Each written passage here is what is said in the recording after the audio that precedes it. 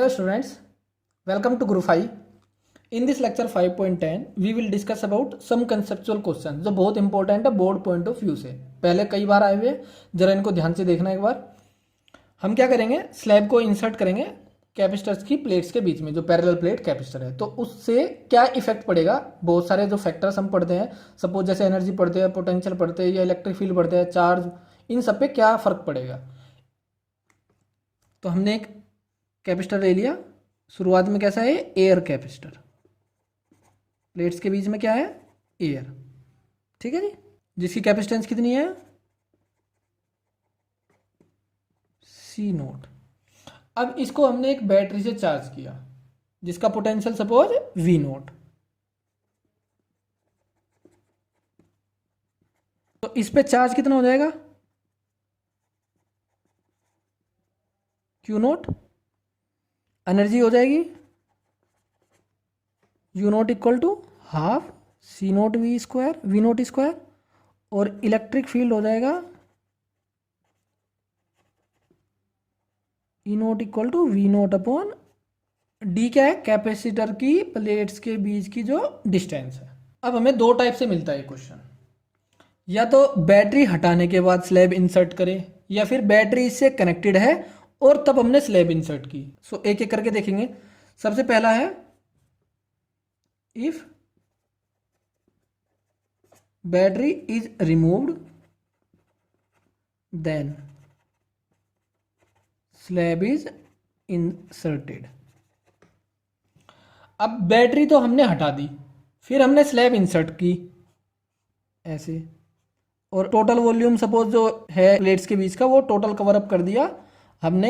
Medium कितना है, के डाइलेक्ट्रिक कांस्टेंट का, इससे कवर अप कर दिया। अब जो पांच फैक्टर है, capacitance, voltage, energy, electric field और चार्ज, इन पांचों पे क्या इफेक्ट पड़ेगा, ये पूरा अगर स्पेस हम इस डाइलेक्ट्रिक कांस्टेंट के मीडियम से कवर अप कर दे तो सबसे पहला हम देखते हैं चार्ज या फिर पोटेंशियल। अब क्योंकि हमने बैटरी रिमूव कर दी तो ना तो कोई चार्ज लेने वाला रहा ना कोई चार्ज देने वाला, तो स्लैब को इंसर्ट करो या ना करो, इस कैपेसिटर पे चार्ज कितना रहेगा, सेम जितना था उतना ही, क्योंकि चार्ज को ना तो क्रिएट कर सकते ना डिस्ट्रॉय कर सकते, बट एक जगह से दूसरी जगह ट्रांसफर कर सकते हैं। अब क्योंकि ट्रांसफर करने के लिए बैटरी तो है नहीं यहाँ पर, तो इस कैपेसिटर पे जितना चार्ज शुरुआत में होगा उतना ही चार्ज बाद में होगा। सो बाद में चार्ज क्यू और शुरुआत में कितना, क्यू नोट। अब इसको हम अप्लाई करते हैं बाकियों की वैल्यू कैलकुलेट करने में। सपोज सबसे पहले हमें कैपेसिटेंस निकालनी। अब कैपेसिटेंस तो हम ऐसे भी कर सकते हैं, अगर पूरा स्पेस या पूरा वॉल्यूम जो प्लेट्स के बीच का है उसको हम के मीडियम से फिलअप कर दे तो कैपेसिटेंस कितनी होती है, के epsilon note A by D, मतलब के सी नोट। ये epsilon note A by D क्या है, सी नोट। तो कैपेसिटेंस आ गई हमारी। अब वोल्टेज निकालना, V इक्वल टू क्या होता है, Q by C. So Q है Q नोट और C क्या है, K C naught. Q naught by C naught क्या है, इनिशियल वोल्टेज। सो ये हो जाएगा V नोट बाई के। सो वोल्टेज कम हो जाएगी। अब देख लेते हैं हम electric field. So E equal to क्या होता है, V अपॉन डी। पोटेंशियल तो हो गया V और डिस्टेंस क्या रहेगी प्लेट्स के बीच की, सेम। सो V की वैल्यू पुट कर देते हैं, V naught upon K upon D.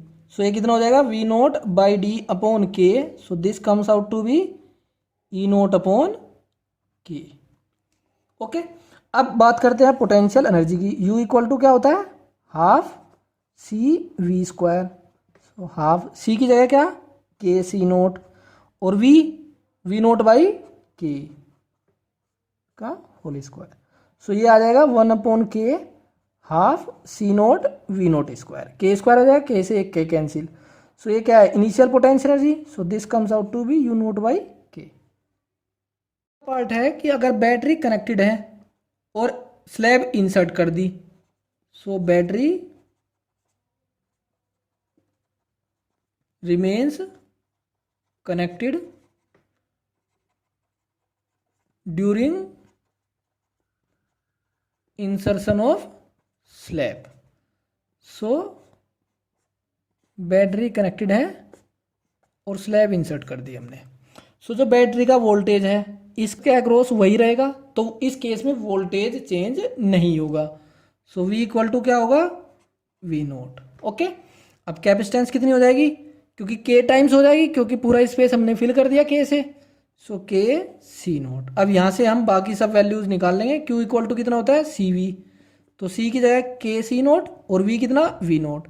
सी नोट वी नोट कितना इनिशियल चार्ज, तो ये हो जाएगा के क्यू नोट। अब हम निकाल लेंगे इलेक्ट्रिक फील्ड। इलेक्ट्रिक फील्ड क्या होता है potential difference upon distance between the plates. अब प्लेट के बीच की डिस्टेंस जो है वो है डी और पोटेंशियल डिफरेंस भी वी है, सो वी अपॉन डी। और वी कितना इनिशियल पोटेंशियल, सो ये क्या हो गया ई नोट। अब नेक्स्ट पोटेंशियल एनर्जी वो कितनी होती है half C V square, half C कितना के सी नोट और वी वी नोट, सो ये कितना हो जाएगा के यू नोट। सो ये थे कंसेप्चुअल क्वेश्चंस जो बहुत इंपॉर्टेंट है बोर्ड पॉइंट ऑफ व्यू से। अब नेक्स्ट लेक्चर में हम एनसीईआरटी का लास्ट जो एग्जांपल है 2.10 वो डिस्कस करेंगे।